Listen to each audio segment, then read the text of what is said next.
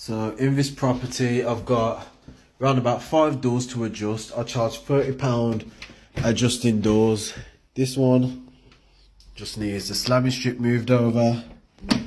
Doesn't shut properly, and that's what they all are like. So it's 150 for this property I'm gonna make, and it should take me round about 30 minutes to do.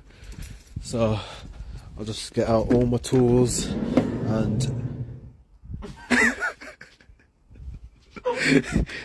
what are you doing?